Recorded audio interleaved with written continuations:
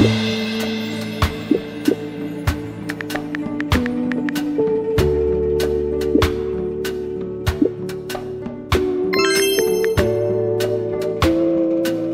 with another commentary video.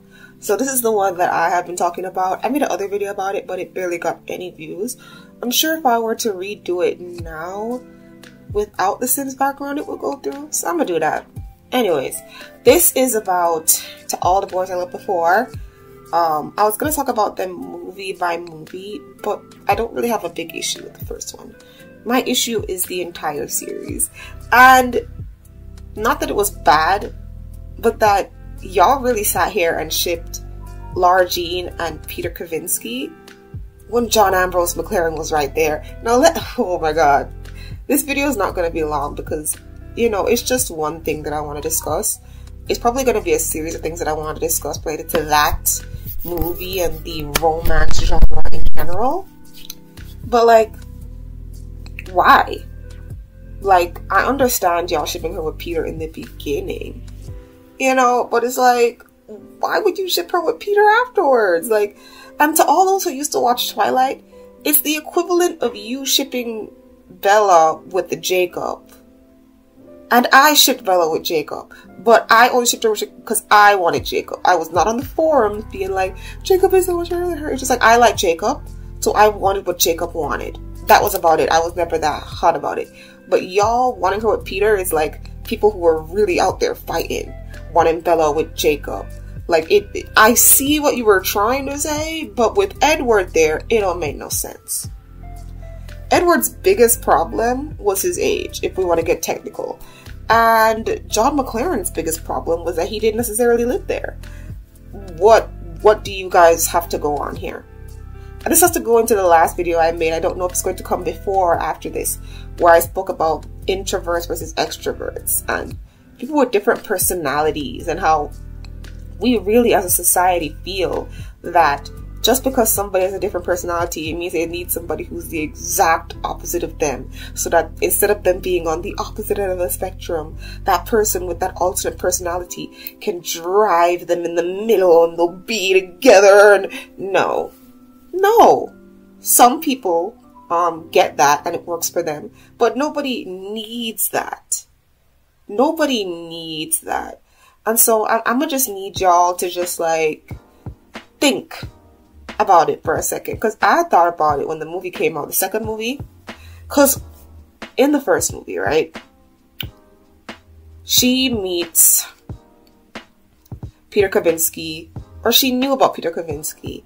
She always had a crush on him, and apparently, and I'm gonna be honest, right, apparently he always had a crush on her, right, or he had a crush on her first, but what ended up happening is she stopped being friends with that girl, and that girl made a move on him. And because she didn't make a move, because, you know, she knew that her friend liked him, she backed away. He said, okay, looks like she don't want me. Let me get with the best friend. That is the context of the behind the scenes for that relationship that you get as you watch all the movies.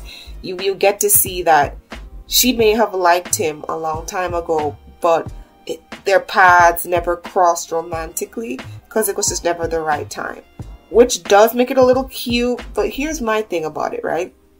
Then we have her and John Ambrose, and it's not just about this little puppy love and this little, oh, I think he's so cute, I like him, because that's the reason why she liked him. She thought he was cute and nice. But with John Ambrose, it was like, he's cute, he's nice, we have the same type of humor, we have a lot of things in common.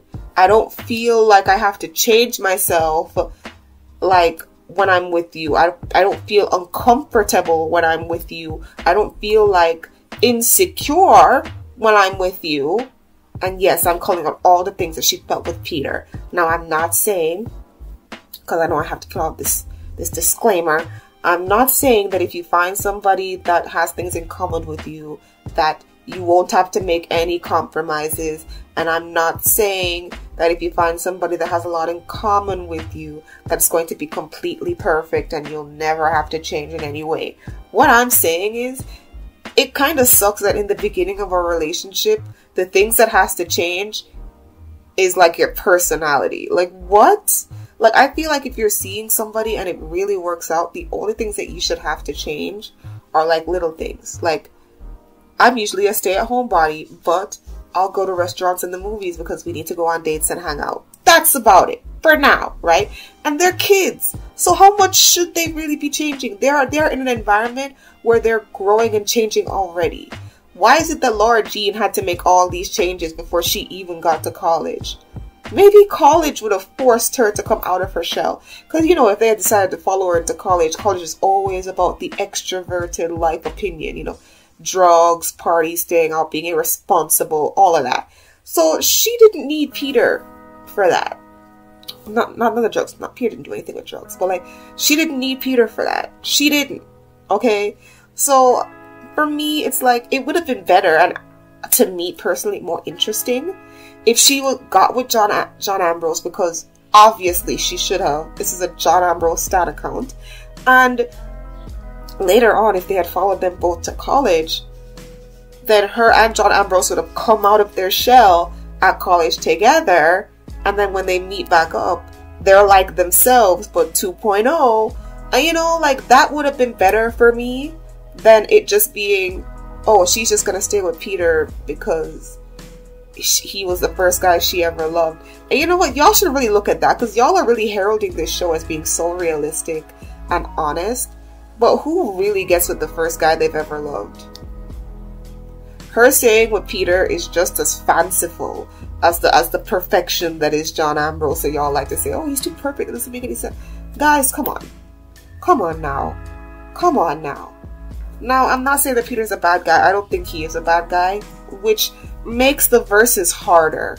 You know, usually it's easy, it's cut and dry, because the first guy is an asshole, so always pick the second one. Or the second guy is an asshole, so you always pick the first one. But one good thing that Jenny Han did do, she made it so that whatever choice Laura Jean did make, it would have been a good choice because they were both good people. It's just that my personal preference would have been John Ambrose, because I'm a stickler for being with somebody that gets you. You know? And like I said before, this isn't old television, or television before 2012, where Opposites Attract was just coming out to be all the rage, or something that was in teen movies. Like, at that point, when you have stuff like that, it was done interestingly because it wasn't done that much. Now it's overdone, so I don't really care for the Opposites Attract trope anymore. Now I want to see well written. If we were a movie, you'd be the right guy, I'd be the best friend, you'd fall in love with. In the end, we'd be laughing, watching the sunset, fade to black, show the place, play that happy song.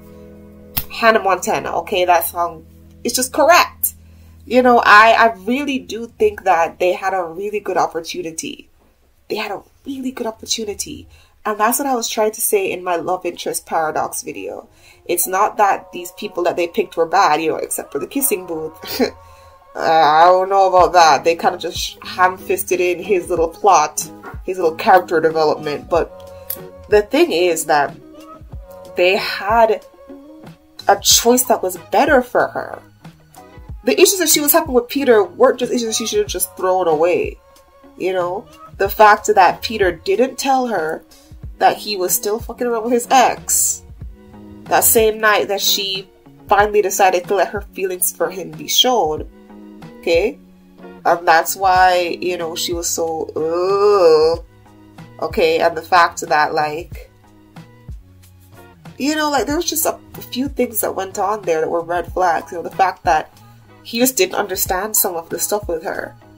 He was okay watching a movie with her, as most people are, but he didn't really get her on a full level. And he was learning to get her, and that's great. And, you know, you should learn to get somebody. But here's the thing, right? Even if you have a lot of things in common with somebody, you still have to learn them. You're still not going to understand everything. So, punctuating it by having him be the exact opposite of her just makes it not that interesting to me. Because apart from him not getting her, he also has to push to try to understand her. If I was Laura Jean, I would have picked John Ambrose. That's it. That's my hot take. I gave a few reasons as to why. They were very obvious. I was very upset when she kissed him, and that kiss made her realize she wanted Peter. Like, are you out of your mind? Are you out of your mind? And in the book series, right, there was a section where she said, the perfect guy for me, and I'm paraphrasing. But literally, it was that the perfect guy for her was John Ambrose, but Peter was there first, so she gonna pick Peter. That is literally the context of that passage in the book. And they practically did that here, in the movie. It was like, John Ambrose is actually perfect for me, but Peter was there first. And I guess you could say metaphorically, when they were kids, he was there first, and now he was there first because he was the first one to answer her about the letter. And I just hate that, because I'm like, I get it, but he's perfect for you. And in real life, you don't get that. You know, in real life, you don't get the person that's perfect for you versus a nice guy that's not that bad. Like, no, I'm picking the perfect one.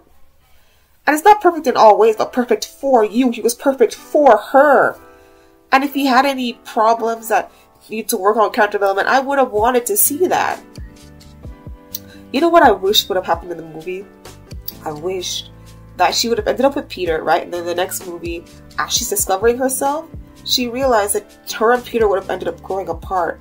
So she leaves him. And then in an end credit scene, when she's going off to college, boom, she bumps into John Ambrose, who's deciding to explore his more artsy side at NYU. That would have been perfect, because that would have actually been realistic. You don't stay with the jock, okay? You get with the cute, artsy, nerdy guy, okay? Anyways, that's just my personal opinion. It's a hot take. Not saying that the book or the show was wrong. I'm just saying what I would have done, how I would have framed it, you know? Anyways, guys, thanks so much for watching this video. Probably have a few more hot takes, because, you know, I have a lot of hot takes on shows. If you agree, let me know. If you don't agree, tell me why. Let's have a discourse and see each other's thoughts. And please, if you are a Peter Kavinsky stan, explain in good detail, not just, look at all the evidence that the show gave me, they're perfect. They're not perfect.